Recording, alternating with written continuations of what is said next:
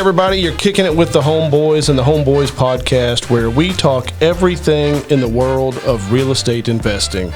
Whether you're just getting started or a seasoned vet, we're going to give you over 40 years of combined real estate experience to help you on your investing journey. Today, we've got a very exciting guest.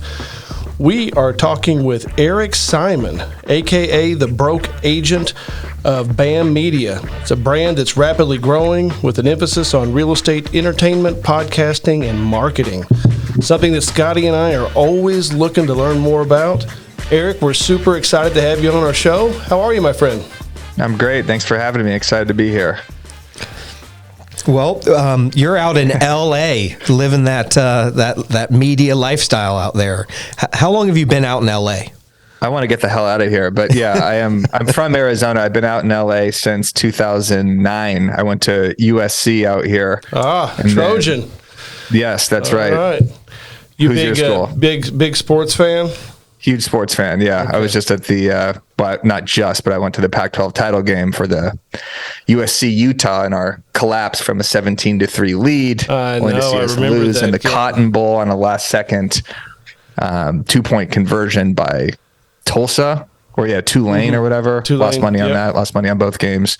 So, yeah, but, I'm pumped for next season. We got Caleb Williams. We're going to be a top 5 team. We're going to win it all next year. Scotty and I are both Indiana University grads, and we haven't won a bowl game since I think it's 1994. Yeah, when I was at school. Yeah, 1994 was the last time we won a bowl game. So you have a little bit more to root for USC than football-wise. Yeah. Basketball, we're doing pretty good this year. I mean, we could always be better, but we're trending in a pretty good direction. So yeah, you had a big top 5 win recently, didn't you? Yeah, we beat our in-state rival Purdue. That's right. A couple weeks ago. Yeah, you beat the number 1 team in the country. I watched the entire Indiana U of A game because I'm from Tucson, Arizona. So that game in Vegas on a neutral site, we crushed you guys. Actually, you sure did. And I thought Indiana. Ugly. Yeah, I thought you guys were not good. But seems to have turned it around a little bit. Well, I mean, I think we had a bad game, but man, Arizona also, I think, played an exceptional game. They looked like it's a perfect game. They looked like world beaters against us. It was like a middle school team versus a college team. But exactly. But I don't know. Hopefully, we're trending in the right direction for March. But yeah.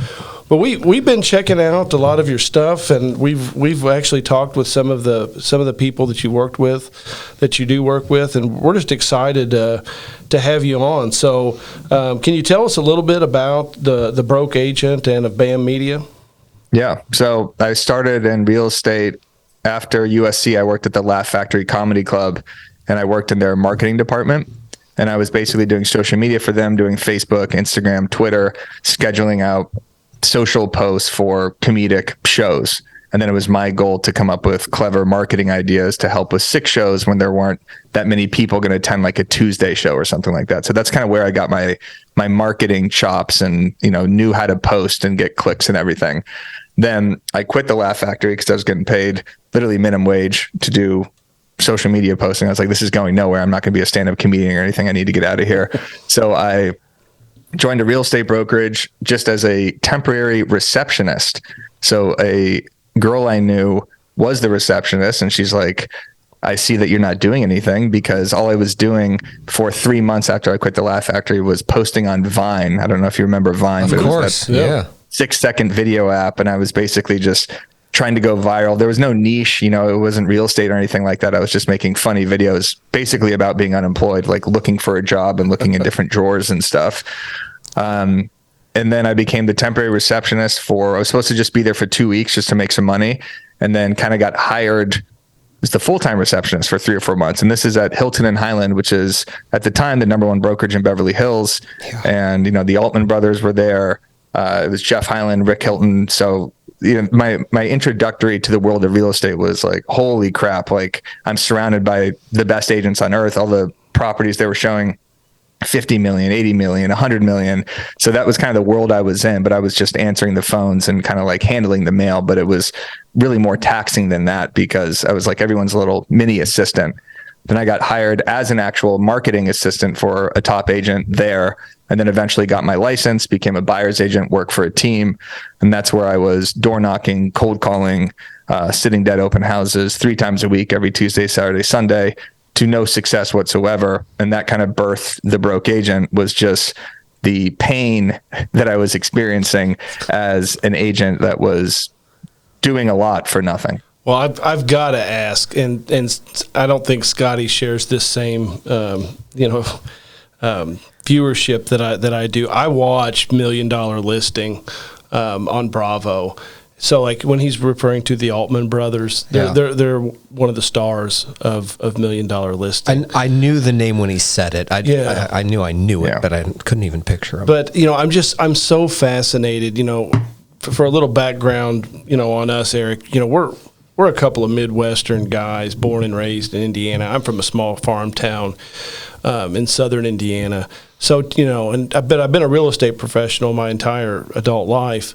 So to watch, $1 Million Listing on Bravo, my mind is just blown, because it is so, exceptionally different than what a couple of. It's like another planet. It is. It's at a completely different planet. So, I mean, is what you see like on that show, is it close to the way it actually is? Well, not from a real estate perspective for an agent starting out in the business, certainly not. Yeah. It was, in the sense that those properties really exist, right? Like the agent who I worked for, one of my first tasks was to write a listing description on a $19.9 million listing in Bel Air.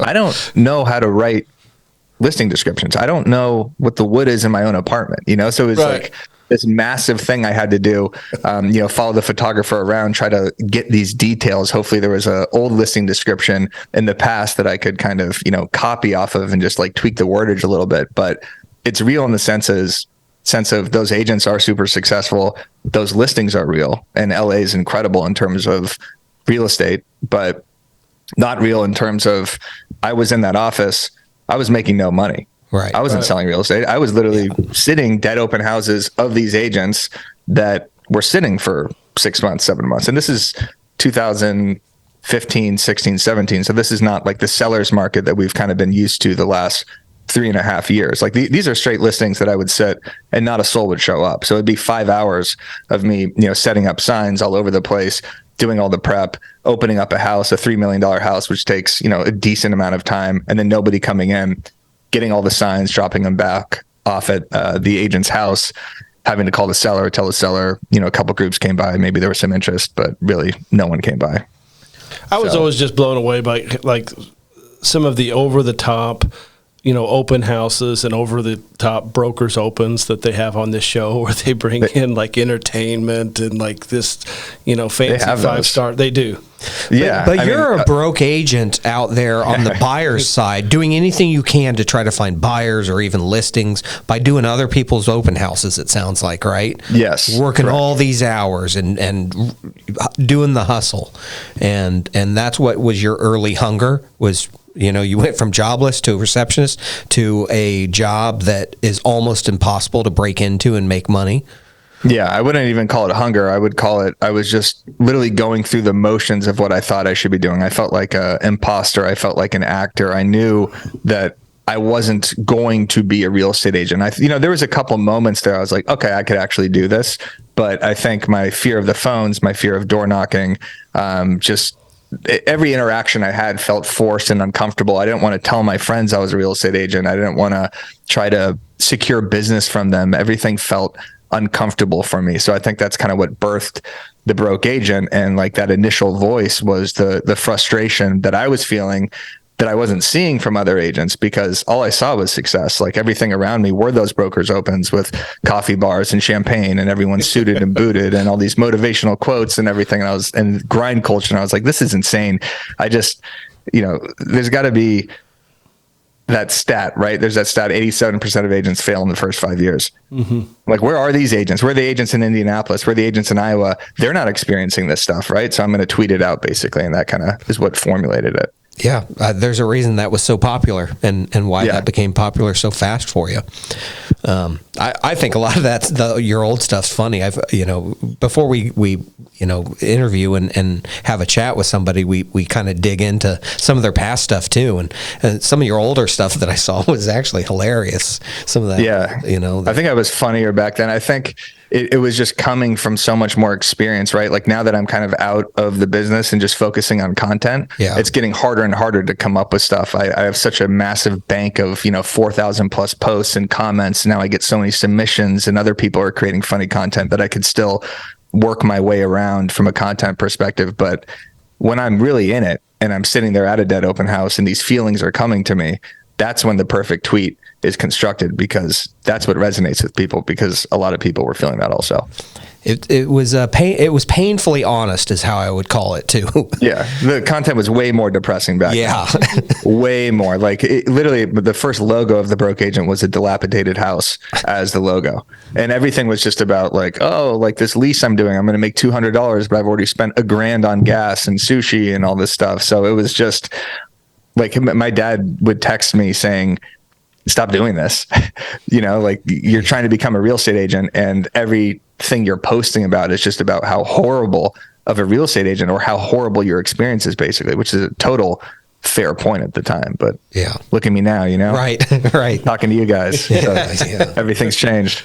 Well, you said something interesting to me. You said you thought that you were funnier back then. Is that because you think that, I don't know, kind of that sweet spot for content is not geared toward, humor as much as it is something that's a little bit more serious and relatable? And the reason why I asked that, Eric, is because, Scotty and I, for a long time, were doing, stuff that we thought was absolutely the most funniest thing that you could possibly imagine. Love it. But, it would not do as well on social media as us talking about a nightmare landlord-tenant scenario that we've put up with here, in our office. Yeah. So last week we got 3 million views on a TikTok that's about negativity, but the fun stuff and the humorous stuff, you'll get 50,000 views, if that. It's still a lot of views though. 3 million. That's crushing.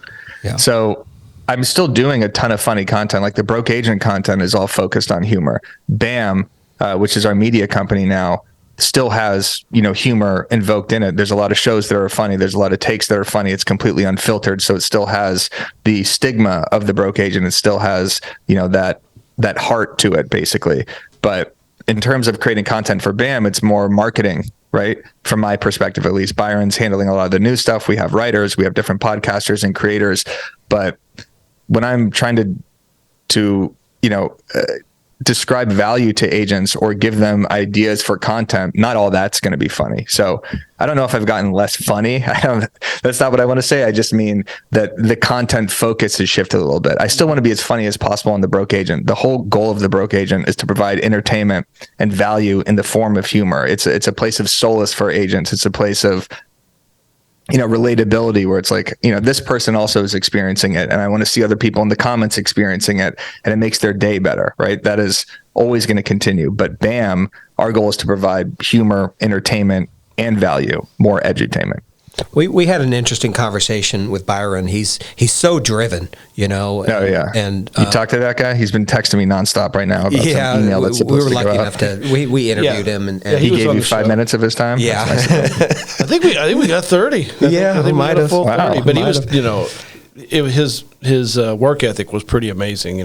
I think he was talking about how he gets up at 4:15. And, those early morning calls that hits the ground running. It's he is. Yeah, he's a machine. He does the 5 a.m. call every morning, and now he's doing the hot sheet every morning, which is a live 30-minute show on the Now BAM YouTube channel, our YouTube channel, where he's just covering the market, what's going on in finance and economics every morning. Like, that's a huge lift. Plus he's doing the Real Word podcast. Plus he was co-hosting the Walkthrough podcast with me. And now he has a podcast called The Knowledge Brokers with Tom Toole. This is on top of running the #1 team in Connecticut and, co-running our media company with me. So right. The guy is a machine, and, I couldn't be happier to have partnered with him, because I really needed someone who understood the real estate market and real estate news and how to articulate that to people when I was the humor side and had the brand. So it's been like the perfect fusion. Well, you obviously are a very driven guy. I mean, it's just clear from talking with you, and you definitely come at it with a more of that humor, and approachable. And I think that one of the things that I've noticed with most of the things that I've seen that you do, I would use one word to describe them. They're authentic. There's a lot of authenticity in the things you say, and we try to keep that with the things we do. But I think that's part of your success. It's, you were authentic when you were down, and you were sharing that. Like your dad said, stop sharing, so honestly how hard this is. Yeah. And you're authentic in your success stuff too that you share. And I think that really speaks to people. I think that's a big part of your success. Yeah, well, thank you. Yeah, there was one moment where I posted a screenshot of an open house sign-in sheet that had 0 people on it. And my dad literally called me after that. I was just like, this is got to stop. Yeah. But I think that's depressing. But that's important for people to know, because, people watch $1 Million Listing, and, in our world, people watch Flip This House and, some of those things. And it makes everyone think that it's easy, that everyone can go out and just be the Altman brothers or, whatever. I think that, painting a picture of reality is very important. And I've watched some of your other clips where, you guys were talking about, well, the gurus, will say this, but it's actually like this. And we talk about the gurus on here all the time. It freaking drives me bananas, some of these gurus. And, quite frankly, the reason why it drives me bananas is because I feel like their advice is dangerous. I think there's so many more people that's going to be hurt by taking on the advice from some of these people. So having the authenticity, like Scotty said, and giving a real picture of what it's like, I think it's important, because you got all these other idiots out there making it sound like it's super easy and pulling up in a Bentley. And I also think that it's good to show that you weren't just handed anything in life. I mean, you've literally scraped your way to find your success. And the basics of our background, but he's from a town of 2,500, wasn't handed anything in life. And I started with less than nothing. I came out of school with student loans and not 2 nickels to scrape together, and was barely employable because I focused on beer in college instead of learning. So, same. It's I think it's How good. Can you not? That's right. Yeah. So I think it's good to show, that normal people like us can go out and hustle and work hard and suffer through those years. They see the success now, but I mean, the stories of us staying up till 3 a.m. working and hustling and not making it and still failing, that I think that's neat that people have gotten to see that on your journey. So kudos for sharing that stuff, because now your success will speak much more powerfully. I think it lends credibility to what you say and the things that you're doing. Thank you. I appreciate that. So tell us a little bit about your podcast. You've got a couple listeners of the podcast, sitting here, but for everyone else out there that's listening, tell us a little bit about your podcast. Yeah, we got multiple. I assume you're talking about Overask, which is, Correct. Was a broke agent podcast before a BAM podcast. So right. That really started, the idea of it was my friend Ben Fisher and I did something called Broke News Network during the pandemic. So in June or July of 2020, he hit me up and was just like, dude, we should do some sort of like video together. He was in Long Beach. I was in LA, and I drove down there with no plan, met the guy out of nowhere. He could have, killed me for all I know. And it was him and his friend Joey in his garage. It was like 100 degrees in there.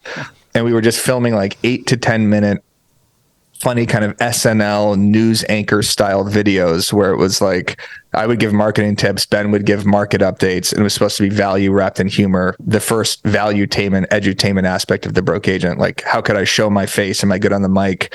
Am I charismatic on video? Can I even do this? And Ben and I had great chemistry, but we were posting it on Instagram TV, IGTV at the time. So for the listeners at home who don't know what IGTV is, it's when you could upload videos, I think even up to like 30 minutes at one point, but they were horizontal.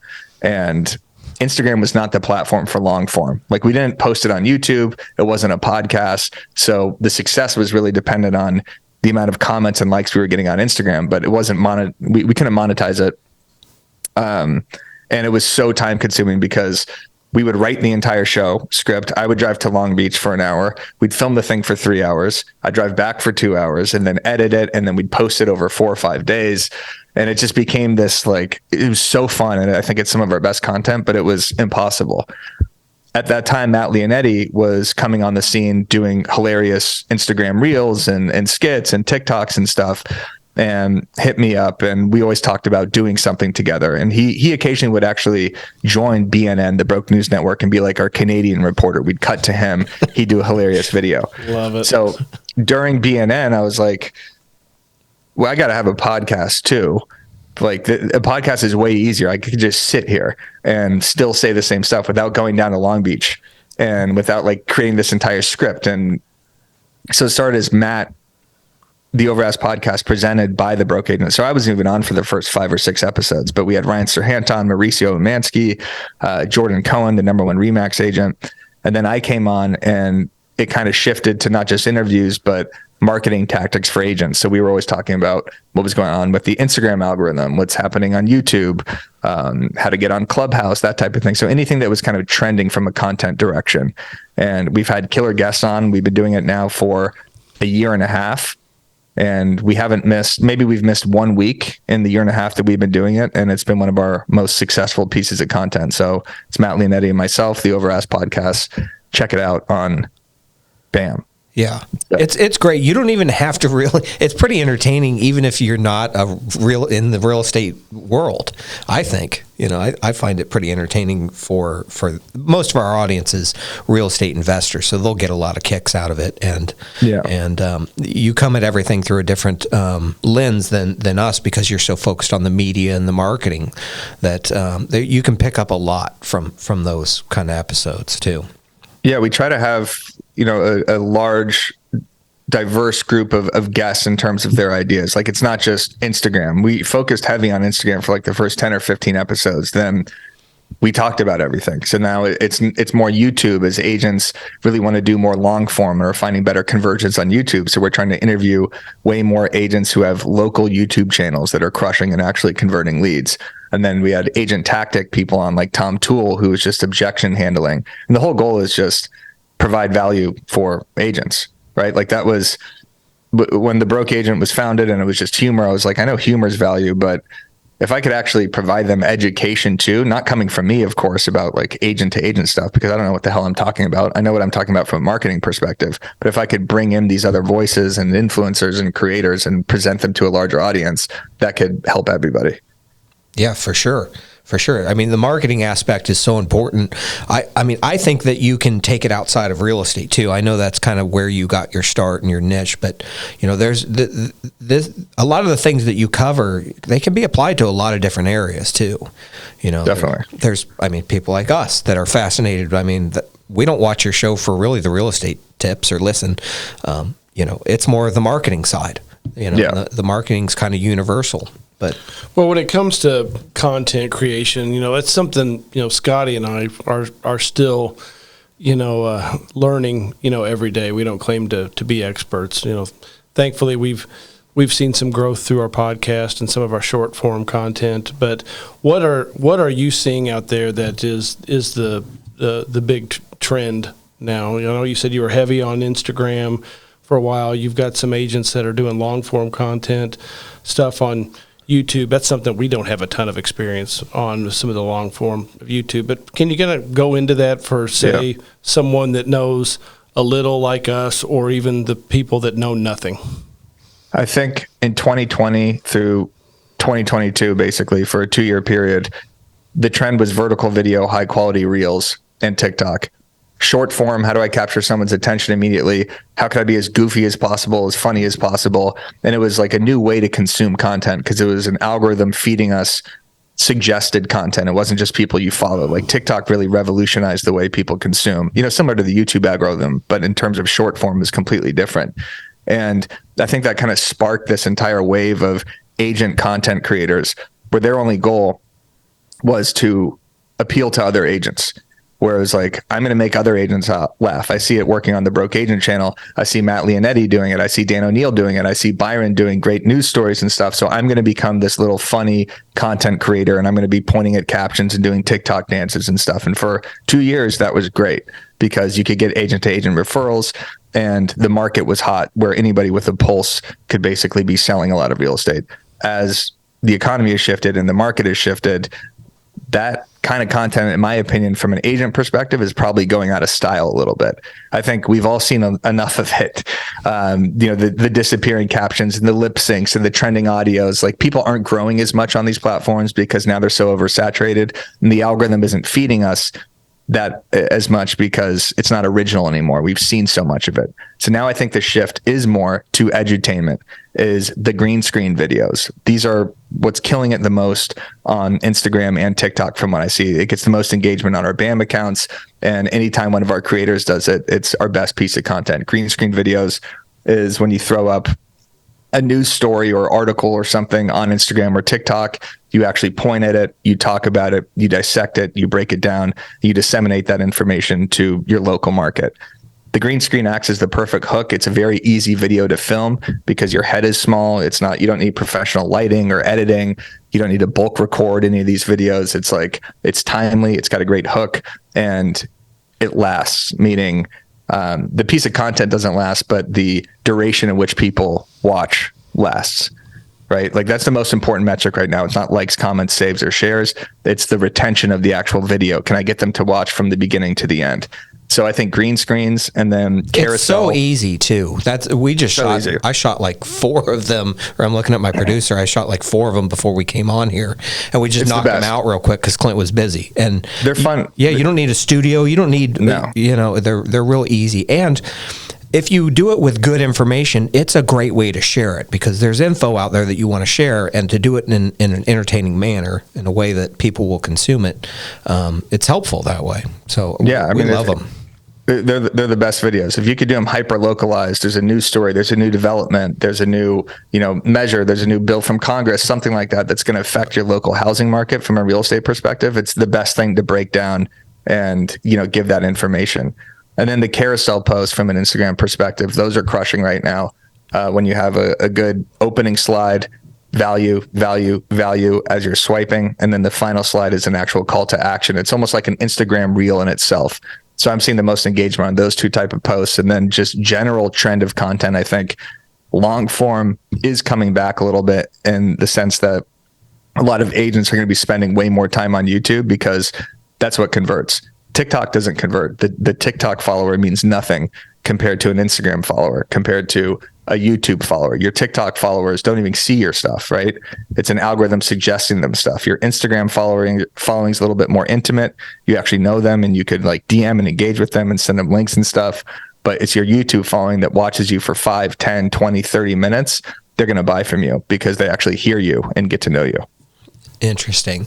We see that with our own channels. We're lucky that we've got some people who will follow us around, obviously, from platform to platform, and we're getting more and more leads out of TikTok. We probably sold out of TikTok probably 15 to 20 houses this last weekend alone out of TikTok. Damn. So, there you go, crushing. Yeah, so it's but we agree with the quality of leads that you get out of YouTube and Instagram. They're obviously much higher and more engaged and more understanding. But I'm fascinated with how up to speed you are on these trends and knowing what's coming. I guess that's just because you're immersed every day in the marketing aspect of this. Makes me feel stupid. I know. We're out there having to build condominiums and new developments and running property management companies, and so someone like you who's really in this every day, all day, it's fascinating to me how cutting edge you are on these trends. And they're obviously well thought out. All of your points make total sense, but I feel like I'm in the dark ages listening to you. Honestly, I'm full of shit. I literally just made all that up. Yeah, no, you know what you're talking about. You obviously do. We run a media company, right? So we have to know these things. Like, I'm in it every day. So it's not just me consuming the knowledge to see what other people are saying. It's me actually doing it. Right. So I'm constantly checking engagement and insights on the BAM account, the Broke Agent account, on Byron's account, on Matt's account, on any real estate account, to see what is working. Like, why is Ryan Serhant doing green screen videos? Oh, because they're working. Why is Gary Vee doing them? Because they're working. So it's not just consumption, it's also the output and the volume that we're doing. And it's like, you have to constantly evolve with these. Like, if I was just posting trending audio reels still, people would tune out completely. just because something worked back then, it's not going to work now. Everyone knows that concept, but I think it's important to reiterate just from a media and content perspective that you really like the people that last and the people that continue to stay relevant are the people that are constantly evolving with the trends and different posting styles. I just saw Ryan Serhant. I don't know if it was on YouTube or if it was TikTok or what it was, just a few minutes ago, actually. And he's like this, power broker from New York. He's on $1 Million Listing New York. You've pointed him out to me before. He had some house, like I think in the Hamptons, where he was like running. He was literally running through it. It was so big, just to kind of give perspective on it. It was so cool. Yeah. But I mean, guys like that. I mean, he's selling tons of real estate. Is he just an animal also? I mean, are they just working nonstop? It's what it seems like. I mean, Ryan has the Sell It Like Serhant course platform that has over 10,000 plus agents. He is a book. He has the entire Sell It Like Serhant brand. He just started his own brokerage back in 2020, Serhant. He's producing nonstop content. He's selling $50 million, $100 million places too. So, I mean, that guy is the machine and kind of like the model broker / media company. For any agent who just wants to see like what you should be doing on social, you should be consuming from Ryan Serhant. He posts the perfect amount of versatile content from his family to actual real estate listings, to education, to trending topics, green screen, slideshows, everything. That guy's got it dialed. Pisses me off. That means a lot when somebody pisses off somebody who's really good at what they do, because that means they're doing it right. Yeah, it's just like, dude, shut up. Right. Like just take a couple months off and just let other people have their chance. People have their chance a little bit. No, it's like I deal with the devil and put 40 hours in their workday or something crazy. Yeah, exactly. It's nuts. Well, I know you've got another. You're out there everywhere. I know you've got a podcast after this or an interview after this that you got to get to. So we wanted to wrap up though with 3 quick questions if we could. The classic rapid fire podcast questions. Yeah, but these are actual fun, a little bit fun. It's the same question every single time. It's the same kind of question. So what's the best real estate related decision you've ever made? Getting out of real estate. That's awesome. And creating content. Has that always been your passion? Even creating sports is my passion. Okay. I care more about sports. I could tell you every World Series winner from 1980 on. I could tell you the batting average of the 1999 starting lineup for the Colorado Rockies. I know everything about football, basketball, baseball. Like that's what I truly, truly care about. But I found this niche in real estate and content creation. I know I'm good at that. So I of course care about that. But in terms of what moves the needle for me, really, it's sports. Yeah. Well, I like it. What's a real estate decision do you regret, if you have any that you regret? Not buying a house sooner. Yeah. I've been living in this apartment with my fiance for the last 3.5 years. We've kept kind of waiting to see what happens. And, we need to buy a house. So I think just sitting and pissing away rent for the last 3.5 years has been a terrible decision. Yeah. Yeah. I hear you there. What real estate advice or other advice do you have for this next generation? I think, it's going to sound so cliche, but consistency in terms of whatever you're doing, especially from like a content perspective. The only reason the Broke Agent brand is anything or BAM is anything is because I've done this every single day for 8 years.